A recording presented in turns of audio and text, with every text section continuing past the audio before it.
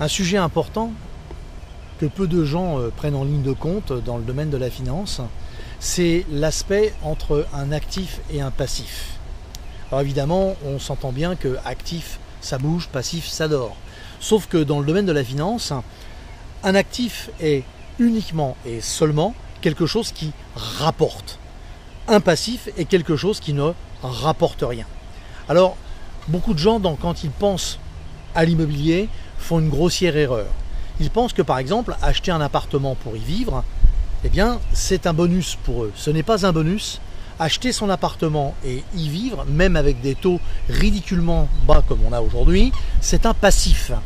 Pourquoi? Même si vous jouissez de la location, parce que vous y habitez, vous avez acheté un appartement, on va dire mettons 100 000 €, un studio, vous vivez dedans, ça vous évite peut-être de payer un loyer, néanmoins cet appartement ne vous rapporte rien. Donc tous les mois, il faut bien payer forcément le montant du crédit, y compris en plus les intérêts. Si par exemple dans le domaine de l'intérêt, on considère par exemple que vous ayez un crédit de 1 000 € par mois, vous en soyez tout à fait au début, et bien ce qu'il va falloir prendre en ligne de compte, c'est que grosso modo, il y a 500 € qui eux sont issus du remboursement de l'emprunt, donc de la valeur du bien, plus 500 € qui sont les intérêts que l'on donne à la banque parce qu'elle vous a prêté l'argent. Donc on se rend bien compte que ces intérêts-là sont de l'argent qui est perdu. Si par contre vous achetiez un appartement également à crédit, que vous ayez 1 000 € par mois et que vous le louiez, eh bien la personne qui, elle, paiera le loyer, tout ou partie, eh bien fera que votre appartement devient un actif. Alors évidemment, il faut habiter quelque part. Sauf que si vous avez la capacité de prendre, mettons dans cet exemple, un crédit de 1 000 € par mois, dont 500 vont donc au remboursement du bien et 500 vont malheureusement, mais on n'a pas trop le choix, pour payer la banque et les intérêts, on se retrouve confronté à une chose, c'est que votre poste locatif, le poste d'habitation, eh bien, représente bien 1 000 €.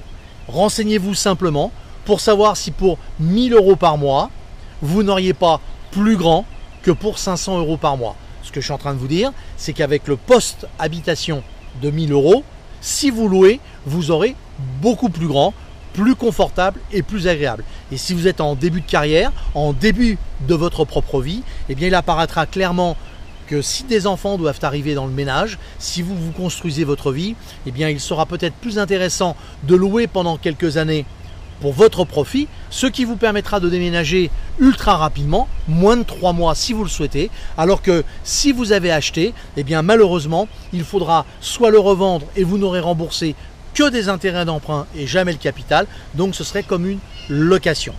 J'attire donc vraiment votre attention sur le fait qu'il faut bien analyser et comprendre ce que vous voulez obtenir. L'appartement que vous allez acheter pour mettre en location vous rapportera de l'argent, c'est un actif. L'appartement que vous achetez pour y vivre devient donc un passif. Je vous dis à très bientôt. Je fais tout pour être le plus présent possible et vous donner les dernières nouvelles et les interprétations de ces dernières nouvelles. En échange, je vous demande, soyez cool, likez le pouce, abonnez-vous et partagez sur tous les réseaux sociaux.